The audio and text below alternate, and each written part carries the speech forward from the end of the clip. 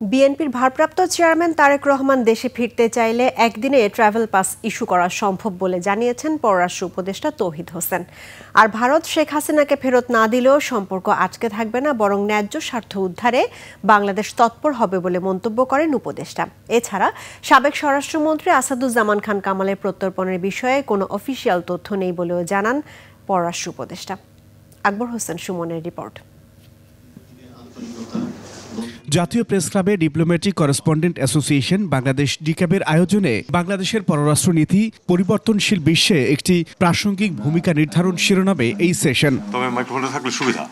এ সময় সাম্প্রতিক ইস্যু নিয়ে সাংবাদিকদের নানা প্রশ্নের মুখোমুখি হন পররাষ্ট্র উপদেষ্টা তৌহিদ হোসেন। আওয়ামী লীগ নির্বাচনে থাকবে না, এবার এটা তো সিদ্ধান্ত আমার মনে হয় অনেক আগে। বিএনপির ভারপ্রাপ্ত চেয়ারম্যান তারেক রহমানের দেশে ফেরা না ফেরার প্রশ্নে সরকারের অবস্থান পরিষ্কার করেন উপদেষ্টা। তাকে যদি আসতে হয় কি পদ্ধতিতে আসবেন, এটা নিয়ম হচ্ছে যখন পাসপোর্ট থাকে না বা মেয়াদ উত্তীর্ণ হয়ে যায়, তখন কেউ যদি আসতে চান তাহলে তাকে আমরা ওয়ান টাইম পাস একটা দিয়ে দিই আর কি, একবার দেশে আসার জন্য। তো এটা দিতে একদিন লাগে, কাজে এটা উনি যদি আজকে বলেন যে উনি আসবেন, আগামীকাল আমরা এটা দিয়ে পরশুদিন উনি প্লেনে উঠতে পারবেন, কোনো অসুবিধা নেই।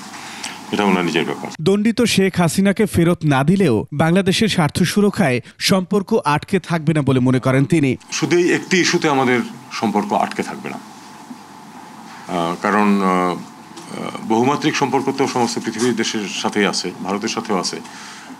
আমাদের তিস্তার পানি বলুন বা বর্ডার গেলিং বন্ধ করা বলুন, এগুলোও তো পাশাপাশি থাকবে শেখ হাসিনা ফেরত দেওয়া না দেওয়ার উপর। তবে আমরা অবশ্যই চাই যে যেহেতু তিনি কনভিক্টেড হয়েছেন, তাকে ফেরত দেওয়া হোক, যাতে আমরা বিচার শাস্তি ইমপ্লিমেন্ট করা যায়। সাবেক স্বরাষ্ট্রমন্ত্রী আসাদুজ্জামান কামালকে প্রত্যর্পণে কোনো অফিসিয়াল তথ্য নেই বলে জানান পররাষ্ট্র উপদেষ্টা। আমাদের কাছে এরকম কোনো বার্তা নেই। আকবর হোসেন সুমন, 21 টেলিভিশন, ঢাকা।